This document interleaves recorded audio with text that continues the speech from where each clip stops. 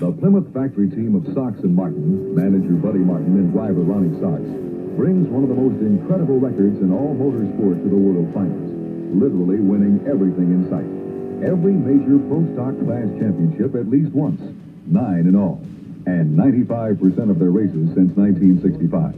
To top it off, they've never lost at Dallas.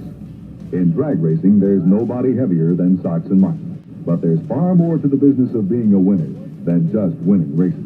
We have a lot of experimenting and testing and things like that we have to do for the factor that a lot of other people have just handed to them because we did it first and worked it out and made it work.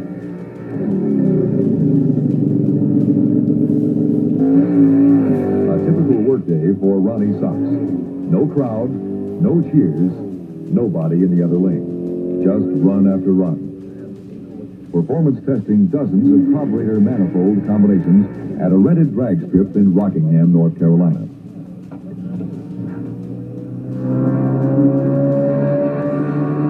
This is only one aspect of the Sox and Martin business empire. A robust young giant growing almost as fast as Ronnie Sox flies through the quarter mile.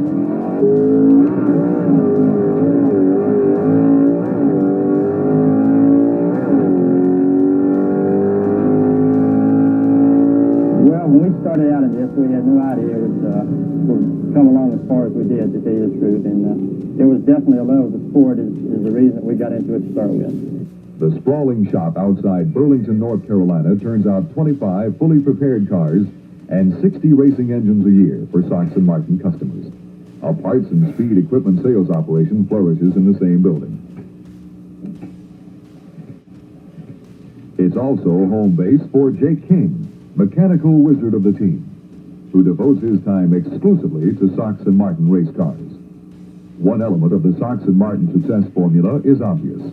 A winner makes money, and money helps to keep you winning. But that's only half the equation. I think money can help produce a winner, but at the same time, I think you've got to have something more than just money. I think you've got to definitely have the desire to do it and want to do it. Sox and Martin race in the Pro Stock class, highly modified American cars manufactured since 1968. After a Pro Stock machine is prepared for racing, only the steel body shell and engine block remain from the original car. Mechanic Jake King must blueprint the engine and top it with 2 4-barrel carburetors to boost horsepower, beef up suspension and transmission, and replace hood, deck, and fenders with lightweight components. These cars are capable of covering the quarter mile in less than 10 seconds. Well, I think the non-professional drag racer has got to be one of the most dedicated persons through this any type sport, because if you just look around the pits and see the time and effort they put in this equipment and all the expense they go through traveling thousands of miles to get here, just for that one track as a title, I think they're definitely a dedicated bunch.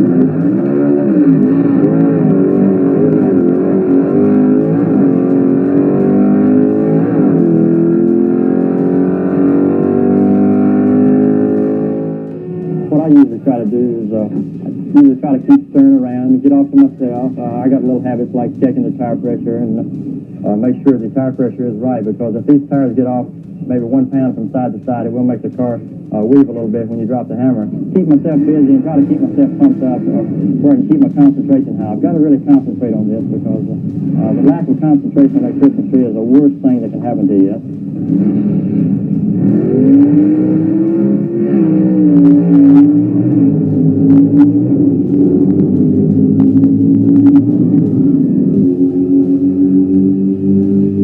Sox beats Harlan Banky by 6/100ths of a second. Ronnie Sox, NHRA Pro Stock World Champion. He's fantastic, really. You just put him up against anyone and he comes out on top.